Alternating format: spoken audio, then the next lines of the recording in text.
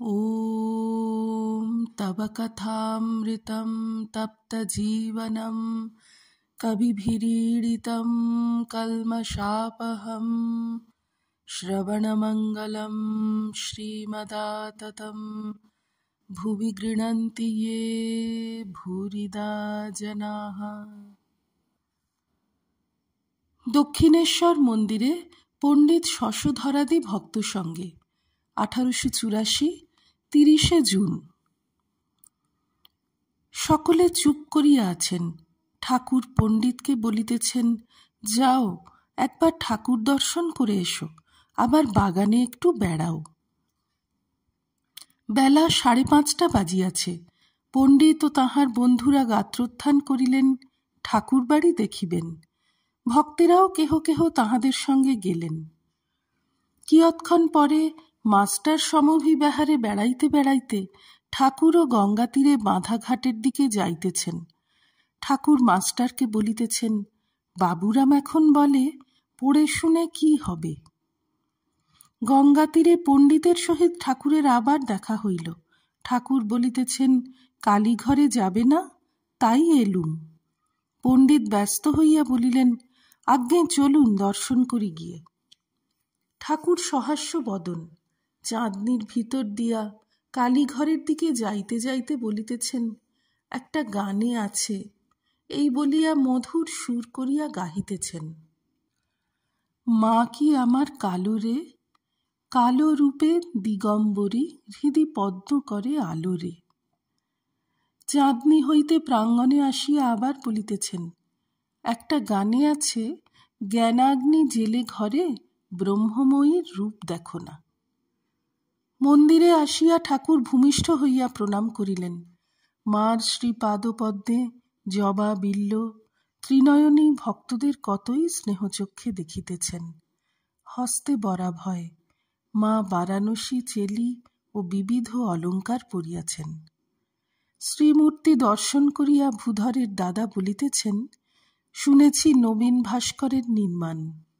ঠাকুর বলিতেছেন, তা জানি না, জানি ইনি চিন্ময়ী। ভক্ত সঙ্গে ঠাকুর নাট মন্দিরে বেড়াইতে বেড়াইতে দক্ষিণাস্য হইয়া আসিতেছেন। বলিদানের স্থান দেখিয়া পণ্ডিত বলিতেছেন, মা পাঁঠা কাটা দেখতে পান না। সকলের হাস্য। ষষ্ঠ পরিচ্ছেদ। ঠাকুর এইবার ফিরিতেছেন। বাবুরামকে বলিলেন, ওরে আয়। মাস্টারও সঙ্গে আসিলেন। সন্ধ্যা হইয়াছে। ঘরের পশ্চিমের গোল বারান্দায় আসিয়া ঠাকুর বসিয়াছেন, ভাবস্থ, অর্ধবাহ্য। কাছে বাবুরাম ও মাস্টার। আজকাল ঠাকুরের সেবার কষ্ট হইয়াছে। রাখাল আজকাল থাকেন না।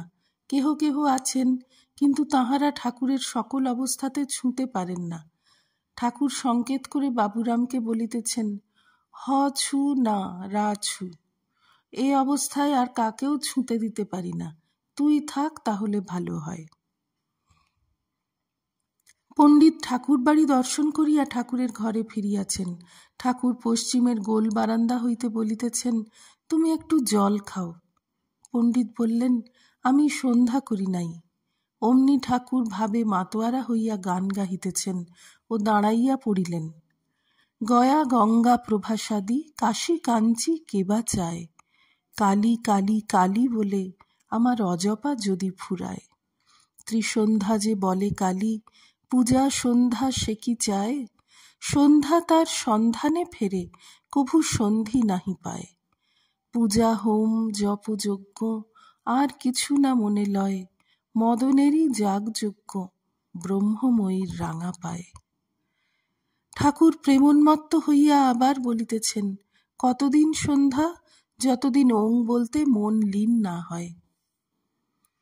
পণ্ডিত, তবে জল খাই, তারপর সন্ধ্যা করব। শ্রীরামকৃষ্ণ, আমি তোমার স্রোতে বাধা দিব না।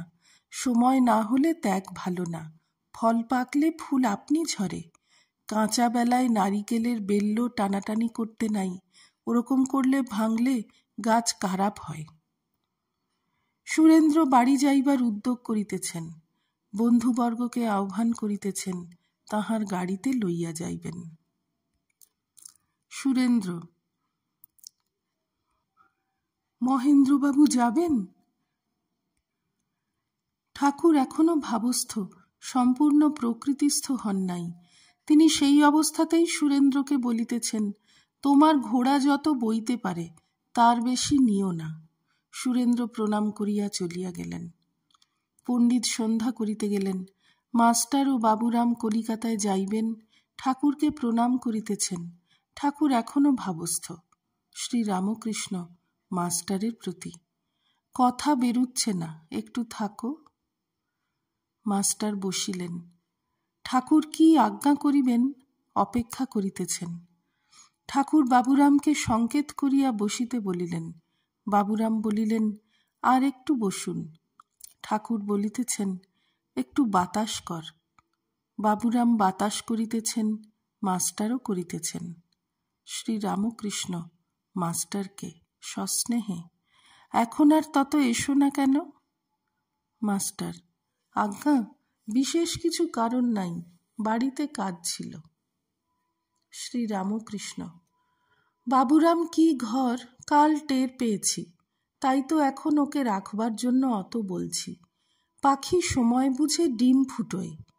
কি জানো, এরা শুদ্ধ আত্মা, এখনো কামিনী কাঞ্চনের ভিতর গিয়ে পড়ে নাই। কি বলো? মাস্টার, আজ্ঞা হাঁ, এখনো কোনো দাগ লাগে নাই। শ্রীরামকৃষ্ণ, নূতন হাঁড়ি, দুধ রাখলে খারাপ হবে না। মাস্টার, আজ্ঞা হাঁ। শ্রীরামকৃষ্ণ, বাবুরামের এখানে থাকবার দরকার পড়েছে, অবস্থা আছে কি না, তাইতে ওই সব লোকের থাকা প্রয়োজন। ও বলেছে ক্রমে ক্রমে থাকব, না হলে হাঙ্গামা হবে, বাড়িতে গোল করবে। আমি বলছি শনিবার রবিবার আসবে। এদিকে পণ্ডিত সন্ধ্যা করিয়া আসিয়াছেন, তাহার সঙ্গে ভূধর ও তাহার জ্যেষ্ঠ ভাই। পণ্ডিত এইবার জল খাইবেন। ভূধরের বড় ভাই বলিতেছেন, আমাদের কি হবে, একটু বলে দিন আমাদের উপায় কি। শ্রীরামকৃষ্ণ, তোমরা মুমুক্ষু, ব্যাকুলতা থাকলেই ঈশ্বরকে পাওয়া যায়। শ্রাদ্ধের অন্ন খেও না। সংসারে নষ্ট স্ত্রীর মতো থাকবে। নষ্ট স্ত্রী বাড়ির সব কাজ যেন খুব মন দিয়ে করে, কিন্তু তার মন উপপতির উপর রাত দিন পড়ে থাকে। সংসারের কাজ করো, কিন্তু মন সর্বদা ঈশ্বরের উপর রাখবে। পণ্ডিত জল খাইতেছেন। ঠাকুর বলিতেছেন, আসনে বসে খাও। খাবার পর পণ্ডিতকে বলিতেছেন, তুমি তো গীতা পড়েছ, যাকে সকলে গণে মানে তাতে ঈশ্বরের বিশেষ শক্তি আছে। পণ্ডিত, ইয়াদ ইয়াদ বিভূতিমৎ সত্ত্বম শ্রীমদূর্জিতমেই বাবা। শ্রীরামকৃষ্ণ, তোমার ভিতর অবশ্য তাঁর শক্তি আছে। পণ্ডিত, আজ্ঞা, যে ব্রত নিয়েছি অধ্যবসায়ের সহিত করব কি? ঠাকুর যেন উপরোধে পড়ে বলছেন, হাঁ হবে। তারপরেই অন্য কথার দ্বারা ও কথা যেন চাপা দিলেন। শ্রীরামকৃষ্ণ, শক্তি মানতে হয়। বিদ্যাসাগর বললে, তিনি কি কারুকে বেশি শক্তি দিয়েছেন? আমি বললাম, তবে একজন লোক 100 জনকে মারতে পারে কেন? কুইন ভিক্টোরিয়ার এত মান নাম কেন, যদি শক্তি না থাকতো? আমি বললাম, তুমি মানো কি না? তখন বলে, হাঁ মানি। পণ্ডিত বিদায় লইয়া গাত্রোত্থান করিলেন ও ঠাকুরকে ভূমিষ্ঠ হইয়া প্রণাম করিলেন। সঙ্গের বন্ধুরাও প্রণাম করিলেন। ঠাকুর বলিতেছেন, আবার আসবেন। গাঁজাখোর গাঁজাখোরকে দেখলে আহ্লাদ করে, হয়তো তার সঙ্গে কোলাকুলি করে, অন্য লোক দেখলে মুখ লুকোয়। গরু আপনার জনকে দেখলে গা চাটে, অপরকে গুঁতোয়। সকলের হাস্য। পণ্ডিত চলিয়া গেলে ঠাকুর হাসিয়া বলিতেছেন, ডাইলিউট হয়ে গেছে একদিনেই। দেখলে কেমন বিনয়ী, আর সব কথা লয়। আষাঢ় শুক্লা সপ্তমী তিথি। পশ্চিমের গোল বারান্দায় চাঁদের আলো পড়িয়াছে। ঠাকুর সেখানে এখনো বসিয়া আছেন। মাস্টার প্রণাম করিতেছেন। ঠাকুর সস্নেহে বলিতেছেন, যাবে? মাস্টার, আজ্ঞা, তবে আসি। শ্রীরামকৃষ্ণ, একদিন মনে করেছি সব্বাইয়ের বাড়ি এক একবার করে যাব। তোমার ওখানে একবার যাব, কেমন?